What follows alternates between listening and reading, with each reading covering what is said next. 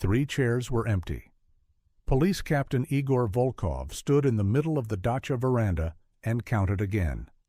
13 chairs around the festive table. 10 of them had wristwatches on them, neatly folded, with the straps inside. 3 chairs at different ends of the table were empty. "Don't touch anything!" he shouted to Junior Sergeant Petrov, who was reaching for the gold commander watches.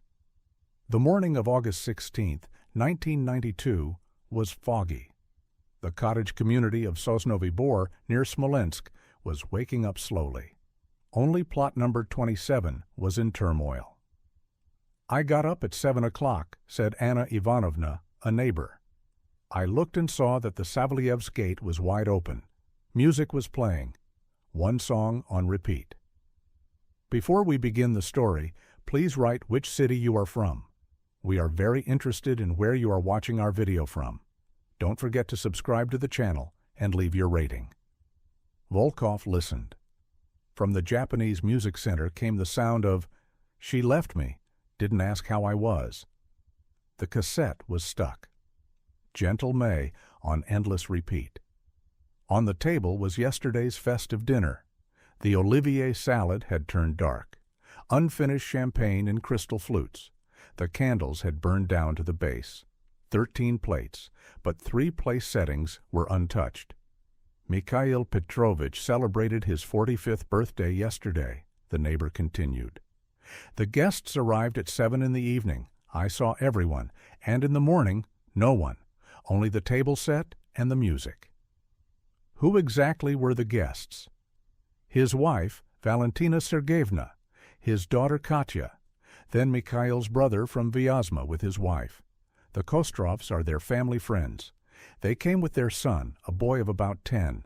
There was a red-haired girl, very young, 2 men in leather jackets, and also... Anna Ivanovna paused to think. Someone else arrived late, around 11 o'clock, but I couldn't see very well. It was dark. Volkov took notes. At least 13 people at the party. 10 sets of watches on the chairs. 3 empty seats.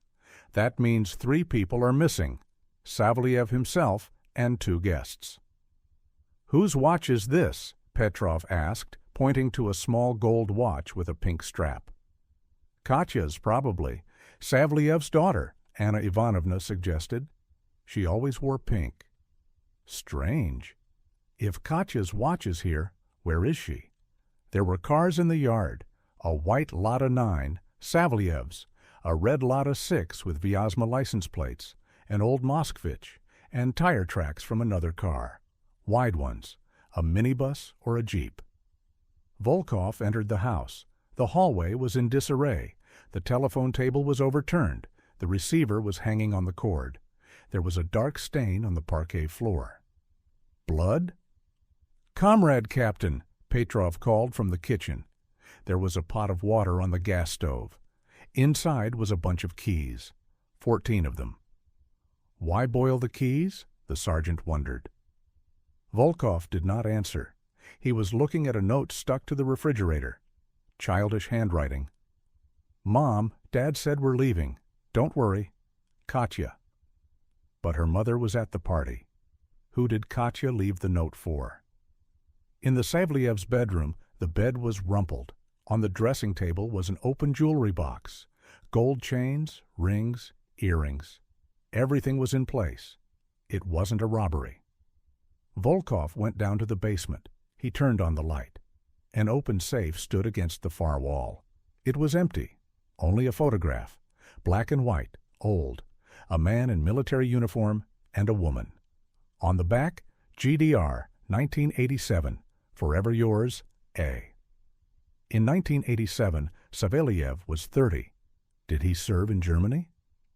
The Savaliev's sheepdog, a huge male named Rex, sat on a chain by the doghouse. He didn't bark or growl. He just stared. In his bowl was yesterday's food. "That dog is strange," Petrov remarked. "He sees strangers and stays silent." Volkov approached the doghouse.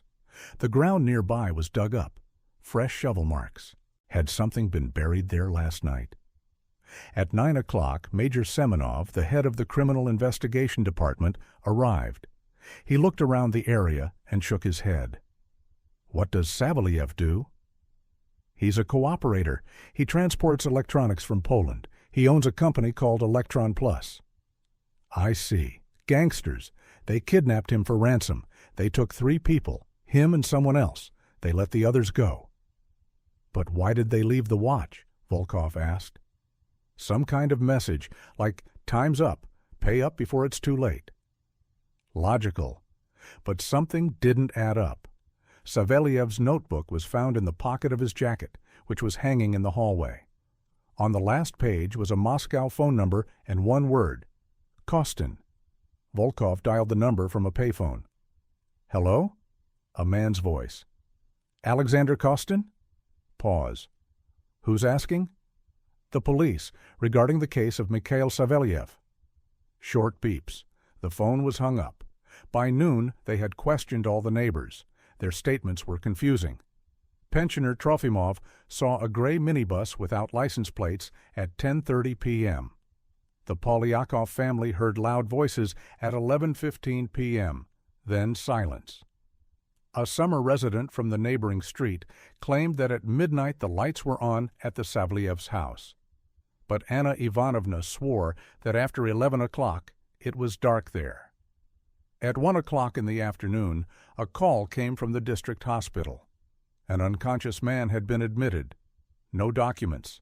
Appears to be 35 years old. Wearing a leather jacket. Volkov rushed to the hospital. The man was in intensive care. His face was broken, signs of beating, a strange, fresh scar on his neck, as if he had been cut with a knife, but not deeply. When did he arrive? 2 hours ago. Found on the side of the M1 highway, about 40 kilometers from here, replied the doctor on duty. Volkov waited. By evening, the patient had regained consciousness. He stared wildly, silent. What's your name? Silence. Were you at Savelyev's dacha? The man flinched. He croaked, Don't look for them. Don't look for them. Who shouldn't I look for? Where is Savelyev? But the patient lost consciousness again. A key to the Smolensk hotel was found in his jacket pocket. Room 237. Volkov went to the hotel. In the room were the belongings of 2 people, men's and women's clothing. On the table were 2 passports, Andrei and Marina Sokolov from Moscow. The photo in the man's passport matched the patient from the hospital. In the suitcase under the clothes, Volkov found a TT pistol and a wad of dollars. 5,000. In the evening, a black Volga arrived at the Savelyevs' dacha.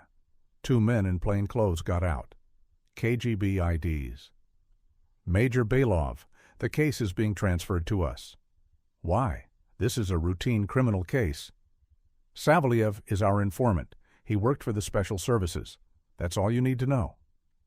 Volkov was suspended, but he continued to dig. 3 days later, it became clear that on the night of August 15th, 500,000 rubles were withdrawn from Savelyev's account. They were withdrawn in installments from different ATMs.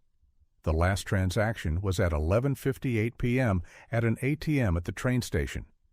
But how could Savelyev have been at the train station if the guests saw him at home until midnight?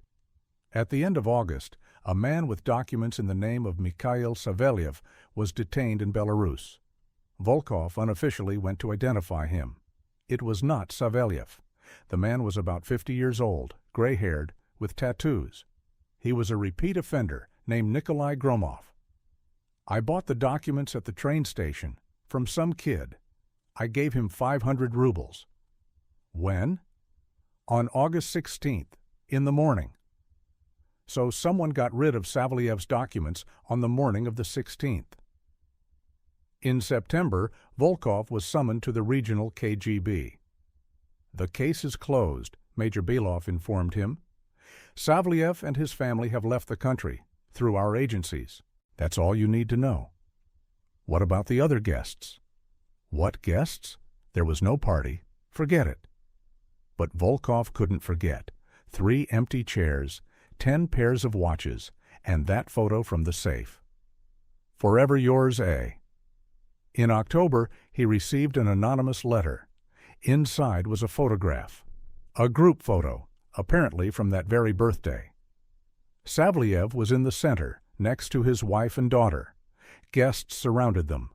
Volkov recognized the man from the hospital, Sokolov. But his attention was drawn to another man. A man of about 35 stood at the edge, half turned away. On his finger was a massive gold ring. On the back of the photo was an inscription, "Look for the 14th, 11 years later, May 2003.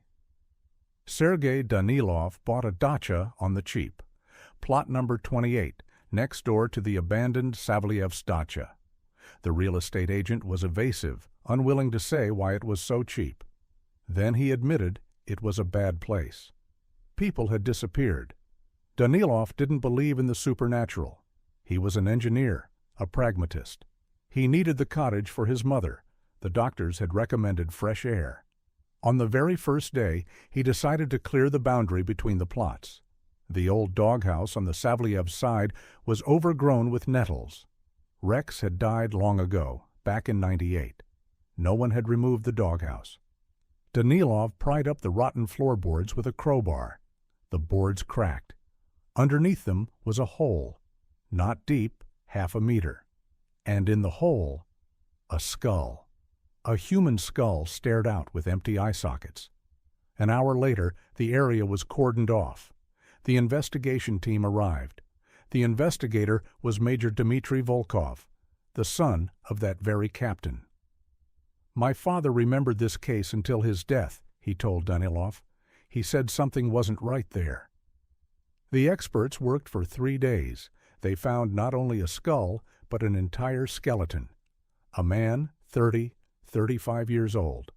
Height approximately 180 centimeters. On his ring finger was a gold ring with the initials AK, Alexander Kostin, Dmitry read aloud. That name was in my father's case file. They found the information in the archives. Alexander Kostin, born in 1959. Private security guard, worked for the company Shield, which guarded commercial cargo. In August 1992, he was listed as on vacation. Kostin's wife, Valentina, reported him missing on August 20th, 5 days after Savelyev's disappearance. Dmitry tracked down Valentina Kostina. She now lived in Krasnodar under the name Novikova. She worked at a travel agency. She didn't answer the first call. On the second, her voice trembled. "I don't know anything." "Valentina Alexandrovna, your husband's remains have been found." A long pause.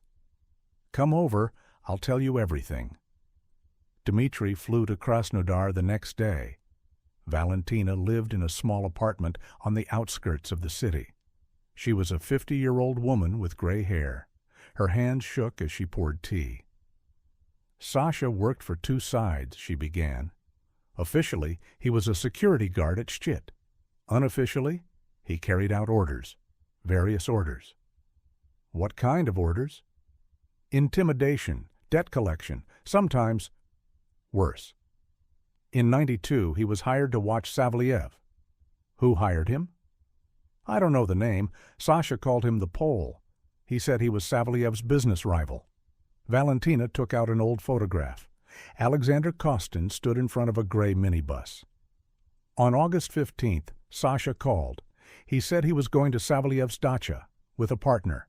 I never saw him again. Who was the partner? Vitya Gromov, also from Shield. They often worked together. Dmitry wrote down the name. Viktor Gromov. Need to check. A week later they came to me, Valentina continued. 2 men in masks. They said my husband was dead. If I kept quiet, they would give me money and help me leave. If not, she ran her finger across her throat. And you agreed? What choice did I have? I had a daughter, 10 years old. I took the money and left. How much did they give you? $20,000, a huge amount of money at that time. Dmitry showed her a group photo from Savelyev's birthday party. Valentina turned pale. That's him, third from the left, Vitka Gromov. Indeed, it was the man in the leather jacket, the same one who ended up in the hospital. Only in the case he was listed as Andrei Sokolov. Back in Smolensk, Dmitri looked up the medical records. Andrei Sokolov was discharged from the hospital on August 20th, 1992. His trail went cold. But there was a lead. His father's case mentioned a hotel room number. There they found a woman's passport in the name of Marina Sokolova. Dmitri ran it through the database. Marina Sokolova, maiden name Gromova, sister of Viktor Gromov. She lived in Moscow. She worked as an accountant for a construction company. She answered the phone right away. "I knew you'd call someday." They met at a cafe on Tverskaya Street. Marina was in her 50s. She had a tired face and sad eyes. Vitya called on August 15th. He asked me to come to Smolensk urgently. He said there was a lot of money involved. What money? He didn't say, only that I would have to pick him up from some dacha at night. I arrived and we checked into a hotel. Vitya left in the evening. He came back in the morning, covered in blood. He said that everything had gone wrong. What exactly went wrong? Marina paused. She took out a cigarette and lit it. He and Kostin were supposed to kidnap Savelyev. The client wanted him alive, but Savelyev recognized Kostin. He had worked for him as a security guard 2 years ago. A fight broke out. Kostin pulled out a knife. One of the guests hit him on the head. Kostin fell. He didn't get up. And Savelyev? Vitya said that some people showed up, 5 or 6 of them. They were wearing masks. They tied up all the guests. Vitya, too. They loaded them into a minibus. They left Kostin behind. They probably thought he was dead. Where did they take them? Vitya didn't know. They threw him out on the highway an hour later. They beat him and threatened him. They said if he opened his mouth, they would find him and kill him. And his family, too. Dmitri showed him a photo from the birthday party. Do you recognize anyone else? Marina looked closely. She pointed to the man at the edge of the frame. That one. Vitya said he wasn't a guest either. He came later than everyone else, about 10 minutes before it started. Who is he? I don't know, but Vitya was afraid of him. He said he gave off a cold vibe, like death. Dmitri returned to the old case. The 14th person at the table. An empty chair. Was someone there who left early? Or did they come but not sit down? There was no information in the archives of the KGB, which had become the FSB. More precisely, there was, but it was classified. Major Belov had long since retired. Dmitri tracked him down. The old man lived in a village near Vyazma. He greeted him unfriendly. Forget about it, young man. Some secrets are better left untouched. But a man died there. Kostin. Kostin was scum, a murderer and a racketeer. He got what he deserved. And Savelyev? Belov paused. He poured himself some vodka and drank it. Savelyev worked for us. He gathered information about criminal groups. In '92, he was exposed. We organized an evacuation. You staged his disappearance? I didn't tell you anything. But Dmitri didn't back down. Who was the 14th person at the dacha? Belov flinched. How do you know? The case mentions a 14th chair, empty. The old man stood up and walked to the window. He was silent for a long time. His name was Sari. That's all I know, and that's all you need to know. Dmitri returned to Smolensk with new questions. Was Sari a code name or a surname? There was a mention of it in old operational reports from 1992. Sari was the nickname of a certain Pavel Serov, a former Special Forces officer. In the early 90s, he organized a private security structure. Unofficially, he was involved in solving difficult issues for businessmen. Pavel Serov, born in 1957. He fought in Afghanistan. He was awarded the Order of the Red Star. In 1990, he resigned from the Army with the rank of Major. Serof's trail went cold in 1993. According to some sources, he left for Germany. According to others, he left for Israel. Dmitry contacted Interpol. The response came a week later. Pavel Serov died in a car accident in Berlin in 1995. The case was closed. But something bothered him. Dmitry studied the birthday photo again. The man on the edge, whom Gromov feared. His face was half turned away, but something was familiar. He scanned the photo and enlarged it. There was a thin scar on the man's neck. Old, barely noticeable. The military registration office had information on Serov. In his personal file was a photograph from 1985. Captain Serov in Afghanistan. On his neck was that very scar, a shrapnel wound. So Serov had been at the dacha. Why? Dmitry decided to talk to the old-timers in the dacha village. Anna Ivanovna, the neighbor, died in 1998. But there was still Trofimov, a pensioner from the next street. The 80-year-old man remembered that night. I wasn't sleeping. I was suffering from sciatica. At about 2 a.m, I went out for a smoke. I saw cars coming from the Savliev's place, a whole convoy, a jeep in front, then a minibus, then 2 more cars. Which way did they go? West, towards the old chemical fertilizer warehouse. The warehouse had long since been demolished. A cottage community had been built in its place. But Dmitry found the former guard. In August 1992, I remember, the military came. They said it was a training exercise. They cordoned off the warehouse for a week. I went home. They gave us time off.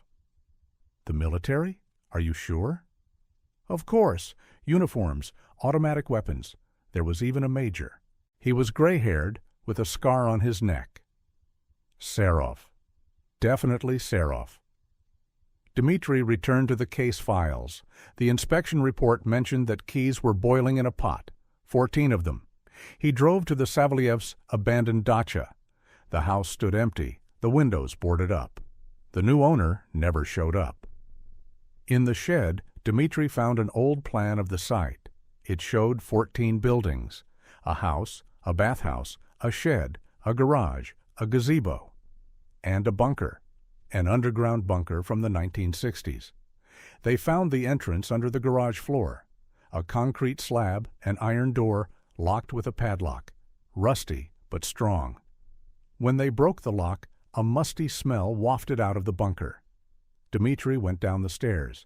He turned on his flashlight. Empty shelves, rusty bunks, and on the wall, inscriptions, scratched with a nail or a knife. August 16th, 92. We are here. August 17th, 92. Katya, forgive Dad. August 18th, 92. They promised to let us go. August 20th, 92. Valia died. Heart. Dmitry froze. Valentina Savelyeeva, his wife. So she died in the bunker? The last inscription. August 23rd, 92. They're transferring us. Goodbye. But the worst thing was on the floor. A dark stain. Analysis showed it was blood. A lot of blood, and 3 bullets stuck in the wall. 9 mm caliber from a Makarov pistol. Someone had been shot, but no body was found. Dmitry Volkov stood in the underground bunker and shone a flashlight on the last inscription. The 23rd of August, 92. We are being transferred. Goodbye. The handwriting was shaky. It was clearly not Savelyev's. The examination confirmed this. A cell phone ring broke the silence. Unknown number. Major Volkov? A woman's voice said. My name is Ekaterina Savelyeva. Dmitry flinched. The missing man's daughter. I need to meet with you. Urgently. They met in a cafe on the outskirts of Smolensk. The woman was in her late 20s, 16 plus 11, dark hair, tired eyes. I knew that sooner or later the truth would come out, she began. When Kostin's skull was found, my father called me. Is your father alive? Yes, he lives in Canada under a different name. My mother died in '92, in that bunker. Katya took out an old notebook, a diary. I kept a record of all those days. Do you want to know what really happened? Dmitri nodded. On August 15th, we had guests. Everything was fine until 11 p.m. Then Kostin showed up. Dad turned pale. He recognized him. Kostin worked for us as a security guard in 1990. Dad fired him for stealing. What happened next? Kostin took out a gun. He said Dad had to go with him. Uncle Misha, Dad's brother, tried to stop him. A fight broke out. Someone hit Kostin on the head with a bottle. He fell down. Katya paused and took a sip of water. We thought he was dead. Dad checked his pulse. Nothing. And then Sari appeared. Pavel Serov? Yes, with 5 people in masks. They tied everyone up. They checked Kostin. He was really dead. Sari ordered them to hide the body in the doghouse. He said they'd deal with it later. Why did Serov do that? Dad worked for the KGB. He gathered information about criminals, but he also sold data to competitors. He played both sides. Serov was hired by those whom Dad had betrayed. Dmitri remembered Major Bailov's words. Some secrets are better left untouched. They loaded us into a minibus, Katya continued. Kostin's partner, Gromov, was thrown out on the way. Sari said to let them think it was a regular crime. The rest of us were taken to a warehouse. There was a bunker there. Why keep us in a bunker? Serdyuk was waiting for information from Moscow about what to do with us. My father offered money, $500,000. Serdyuk laughed. He said it wasn't about the money. Katya turned the page of her diary. On August 20th, my mother fell ill. Her heart. She died in my arms. Serdyuk allowed her to be buried in the forest. Only Dad and Uncle Misha were allowed to attend, under escort. What about the other guests? The Kostrovs were released on the 3rd day. They had to sign a non-disclosure agreement. Their families were threatened. The rest were released a week later. Everyone except our family. Why? On the 23rd, a man arrived from Moscow, tall, gray-haired. Sari called him the director. They talked with Dad for a long time. Then Dad came back and said, "We're leaving." Dmitri took out a photo from the birthday party. Who is this director? Katya shook her head. I don't know. He wasn't at the party, but Dad knew him. They served together in Germany. Suddenly the puzzle came together. The photo from the safe. GDR, 1987, forever yours, A. Not Alexander. Anatoly? Andrei? What happened next? They took us away at night. Dad, me, my uncle and aunt. They gave us new documents. They took us to Belarus, then to Poland, from there to Canada. Dad became Mikhail Petrenko. I became Katya Petrenko. Why did you come back? My conscience is tormenting me. Mom is buried somewhere unknown. Kostina was killed because of us. And also, Katya paused. A man was shot in the bunker on August 22nd. I heard the shots. 3 shots. Then Sari came out and said to Dad, "Traitors are not forgiven." Who was shot? I don't know, but Dad later said it was the one who betrayed them, the mole in the KGB. Dmitri remembered the blood on the floor of the bunker. 3 bullets in the wall. Is your father willing to testify? No, he's afraid. Even after 11 years, he's still afraid. He says these people don't forgive. Katya stood up. I'll leave you the diary, and something else. She took out an envelope. Inside was a photograph. Savliev and a tall, gray-haired man in front of the Brandenburg Gate. On the back, Berlin, 1987, MS and AZ. That's the director. Dad mentioned it by accident. Anatoly Zaitsev. That's all I know. Katya left. Dmitri was left with the diary of a 16-year-old girl and a photograph from the past. There was no information about Anatoly Zaitsev in the FSB archives. More precisely, there was, but access was restricted. He had to act unofficially. An old friend of his father's, retired Colonel Semyon Grigorievich, helped. Anatoly Vladimirovich Zaitsev, Major General of the KGB. He oversaw illegal operatives in Europe. He retired in 1991. He set up a private intelligence company. He died in 2001. Heart attack. He's dead? According to the documents, yes. But there were rumors that it was staged. He knew too much. Dead end. Zaitsev is dead. Serov is dead. Belov is silent. But there was still one more clue. Who was shot in the bunker? Dmitri returned to the lists of people who went missing in August 1992. Smolensk region, neighboring regions, dozens of names. The turbulent 90s, people disappeared often. One entry caught his attention. Chernov Igor Petrovich, 35 years old, employee of the regional KGB, disappeared on August 21, 1992. The case was closed a month later, missing without a trace. Dmitri picked up Chernov's personal file. He worked in the same department as Belov. He was involved in economic intelligence. He supervised Mikhail Savelyev. There it was. Chernov was Savelyev's supervisor, and he disappeared the day before the shooting in the bunker. A visit to Belov was inevitable. The old man greeted him gloomily. "I told you, forget about this case." Igor Chernov, was he the one shot in the bunker? Belov flinched. He poured some vodka. He drank. "How do you know?" "Savelyev's daughter told me, and she showed me the diary." The old man sighed heavily. "Chernov sold out. He leaked information to criminals. Because of him, 3 of our agents were exposed, including Savelyev." "And he was eliminated?" "It wasn't my order. Zaitsev acted on his own. He used Serov and his people. It was an unofficial operation." "Why not through official channels?" "Because Chernov wasn't alone. It was a whole network. In '92, there was chaos in the agencies. You couldn't trust anyone."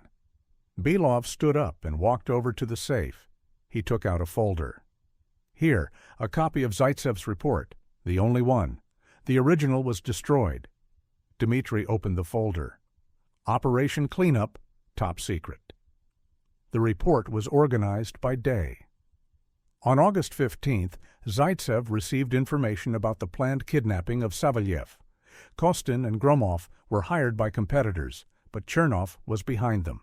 He sold Savelyev for $50,000. Zaitsev decided to take advantage of the situation. He would let Kostin come to the dacha. He would wait for events to unfold. Then he would intervene. Serov and his team waited nearby. When Kostin pulled out his weapon, they were ready. Kostin's death simplified the task, one less traitor. The guests were used as cover. The official version was criminal kidnapping. The unofficial goal was to expose the entire network of traitors. Chernov was arrested on the 21st.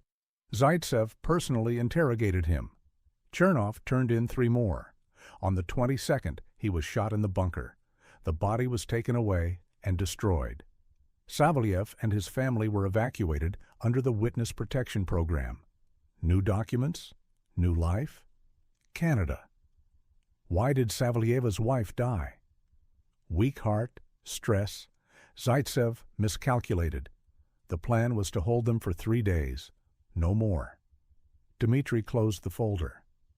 What happened to the other guests? Non-disclosure agreements, threats. Some were paid off. Everyone kept quiet for 11 years. And the watches? Why take off the watches? Belov smiled. Serov's psychological trick, disorientation. People without watches lose their sense of time. Easier to control. One last question. Is Director Zaitsev really dead? Belov shrugged. Officially, yes. Unofficially? In our world, the dead sometimes come back to life. Dmitri returned to Smolensk with a folder of documents and a heavy burden of truth. The case of Savelyev's disappearance could be closed. The skull in the booth belonged to Kostin, a criminal authority who was killed during a kidnapping attempt. Savelyev himself is alive and living in Canada. But how to make it official? Too many secrets. Too many people who would prefer to leave the past buried. The solution came unexpectedly. A call from Moscow, an unfamiliar number. Major Volkov? This is a person interested in closing the Savliev case. I suggest we meet. The meeting took place in a restaurant outside Moscow. At the table sat a gray-haired man of about 70. His face was familiar. Anatoly Zaitsev, he introduced himself. Yes, I'm alive, as you can see. Dmitri was stunned. You did a good job, Major. You found almost the whole truth. Almost. What did I miss? The main thing, Savelyev wasn't just selling information. He was passing data about our agents to Western intelligence services. The CIA paid him more than the criminals did. But you saved him. You took him to Canada. A dead agent is useless. A living one, even a defector, can be useful. Savelyev is still working for us. In Canada. He's keeping an eye on the Russian diaspora. Zaitsev took out an envelope. Here's the official version for closing the case. Kostin was killed by an accomplice during an attempted robbery. Savelyev emigrated with his family of his own free will. All the guests are alive and well. Period. Is that true? The truth died in that bunker along with Chernov, and it's better for it to stay there. Zaitsev stood up. One last thing. Your father was a good cop, but he was too stubborn. Don't repeat his mistakes. Some secrets are dangerous to your health. He left, leaving the envelope on the table. Dmitri returned to Smolensk. The case was closed. Officially, Kostin's murder and Savelyev's disappearance were solved due to personal circumstances. He burned Katya Savelyeva's diary. It was too dangerous evidence. A month later, Katya called Dmitri. Thank you for not digging any further. My father sends his regards. He says you are like your father, just as honest. Your father is a traitor. Perhaps, but he is my father, and he saved our family. In those days, that was more important than loyalty to a state that was collapsing before our eyes. She was right. It was 1992. The USSR was no more. The new Russia did not yet exist. Everyone was surviving as best they could. Dmitri drove to the Savlyevs' abandoned dacha. The house had been demolished. A new cottage was being built on the site. The shed had also been removed. Only the old apple tree remained. An old man was sitting under the apple tree. It was Trofimov. You know, I saw them being taken away that night, he said. But I kept quiet. I was scared. Why are you telling me this now? I'm old. I'm going to die soon, and I don't want to die with my sins. Trofimov took out a yellowed photograph. Here, I took this picture that night, by accident. I wanted to photograph the moon, but I happened to capture them being loaded into the van. Despite the poor quality, the photograph showed a minibus, people in masks, and among them a tall figure. Serov. Keep it, said the old man. I don't need it anymore. Dmitri took the photograph, the last piece of evidence from that August night in 1992. At home, he put the photo in a safe. Next to it was a folder with the case file. On the folder he wrote, "Not to be disclosed, ever." That night, he dreamed of his father.